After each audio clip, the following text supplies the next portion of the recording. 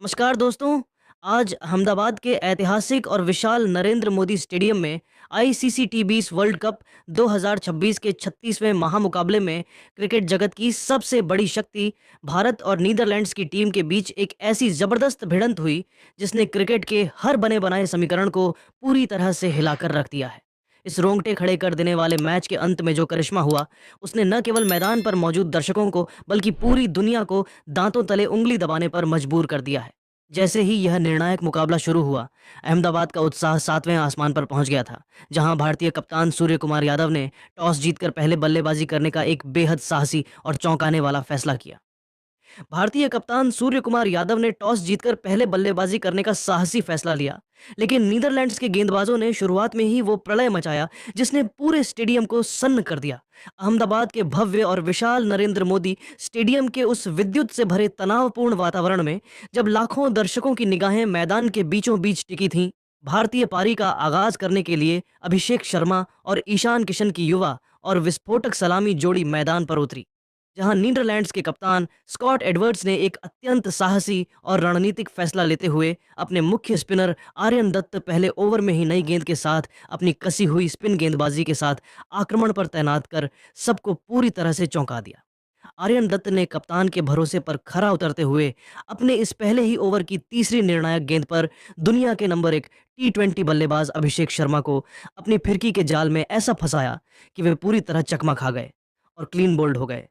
अभिषेक शर्मा एक जोखिम भरा पुल शॉट खेलने के प्रयास में 3 गेंदों पर 0 रन बनाकर आउट हो गए। उनकी इस संक्षिप्त और निराशाजनक पारी में कोई भी बाउंड्री शामिल नहीं थी और वे दुर्भाग्यपूर्ण रूप से लगातार तीसरी बार 0 पर आउट होकर पवेलियन लौटे, जिससे भारतीय टीम को बिना खाता खोले ही पहला बहुत बड़ा झटका लगा और पूरे स्टेडियम में सन्नाटा पसर गया। अभिषेक के सस्ते में आउट होने के तुरंत बाद क्रीज पर युवा सनसनी तिलक वर्मा का आगमन हुआ और उन्होंने मैदान पर कदम रखते ही यह स्पष्ट कर दिया कि वे आज किसी दबाव में नहीं आने वाले हैं। जब नीदरलैंड्स की ओर से लोगन वान बीक दूसरे ओवर में अपनी तेज गेंदबाजी के लिए आक्रमण पर तैनात हुए, तो तिलक वर्मा ने उनकी पहली ही गेंद को बहुत ही खूबसूरती से भांपते हुए एक्स्ट्रा कवर के ऊपर से एक शानदार और गगनचुंबी छक्का जड़कर अपने खतरनाक इरादे साफ कर दिए। दूसरे छोर पर खड़े ईशान किशन ने भी बहती गंगा में हाथ धोना शुरू किया और लोगन वान बीक की तीसरी गेंद पर एक अत्यंत कड़क चौका जड़कर भारतीय स्कोरबोर्ड को रफ्तार प्रदान की।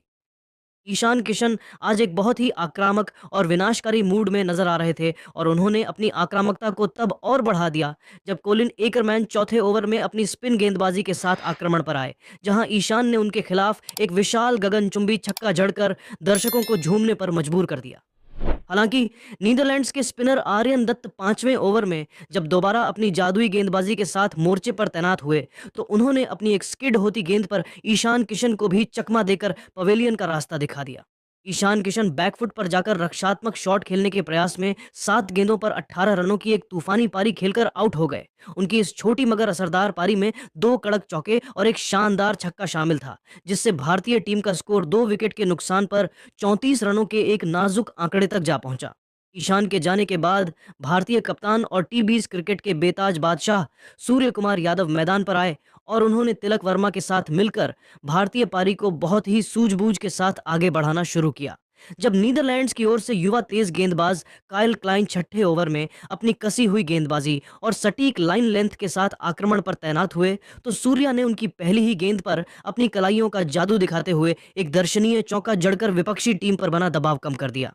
सूर्य कुमार यादव उस समय 11 गेंदों पर 12 रनों के निजी स्कोर पर बहुत ही धैर्य के साथ खेल रहे थे, जब लोगन वान बीक 9वें ओवर में एक बार फिर अपनी घातक गेंदबाजी के साथ दोबारा आक्रमण पर तैनात हुए।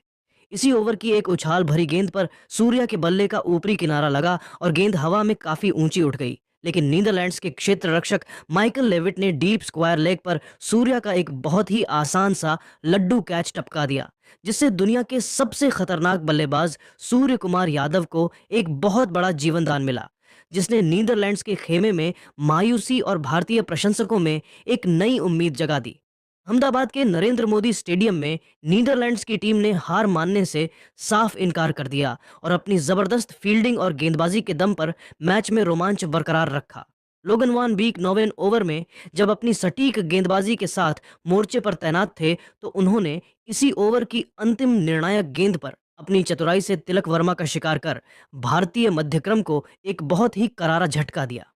41 वर्षीय जादुई क्षेत्र रक्षक रुलोफ वान डर मर्व ने इस उम्र में भी चीते जैसी अविश्वसनीय फुर्ती और चपलता दिखाते हुए लॉन्ग ऑफ की बाउंड्री पर हवा में उड़ते हुए एक ऐसा शानदार कैच लपका जिसने पूरी दुनिया के क्रिकेट प्रेमियों और विशेषज्ञों को पूरी तरह से अचंभित और हैरान कर दिया। तिलक वर्मा वान बीक की एक ललचाती हुई गेंद पर बड़ा हवाई शॉट खेलने के प्रयास में 27 गेंदों पर 31 रनों की एक बहुत ही मूल्यवान जुझारू और संघर्षपूर्ण पारी खेलकर आउट हो गए। उनकी इस पारी में 3 कड़क चौके और एक शानदार छक्का शामिल था, जिससे भारतीय टीम का स्कोर 3 विकेट के नुकसान पर 66 रनों के एक बहुत ही चुनौतीपूर्ण और नाजुक आंकड़े तक जा पहुंचा था। जैसे जैसे खेल आगे बढ़ा, भारतीय बल्लेबाजों को रनों के लिए काफी मशक्कत करनी पड़ी, जहां नीदरलैंड्स के गेंदबाजों ने अपनी कसी हुई लाइन लेंथ से भारतीय मध्यक्रम को पूरी तरह से बांध कर रख दिया था। खेल के 10 ओवरों की निर्धारित और रोंगटे खड़े कर देने वाली समाप्ति के बाद भारतीय टीम ने 3 विकेट के नुकसान पर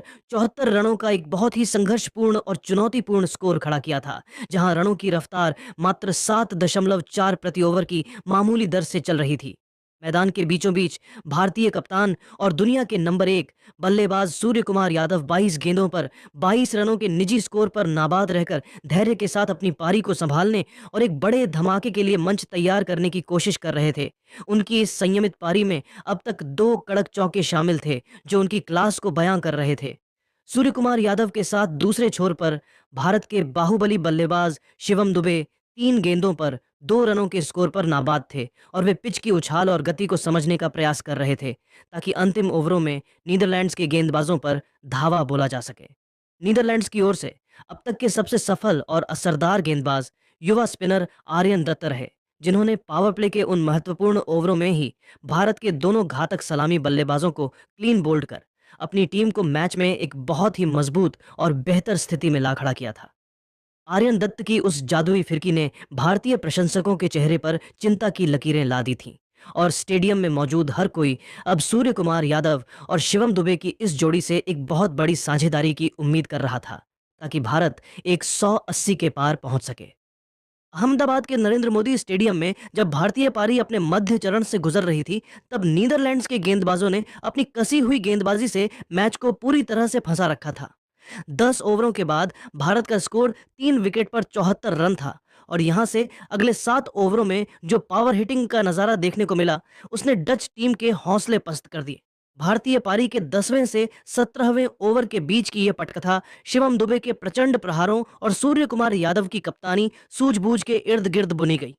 खेल के 11वें ओवर में आर्यन दत्त अपनी अंतिम फिरकी के साथ आक्रमण पर थे।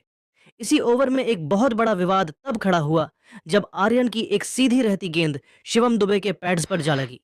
नीदरलैंड्स ने जोरदार अपील की और रिव्यू भी लिया, लेकिन किस्मत दुबे के साथ थी, क्योंकि बॉल ट्रैकिंग में गेंद लेग स्टंप को मात्र छूती हुई निकल रही थी। नीदरलैंड्स के खिलाड़ी हक्के बक्के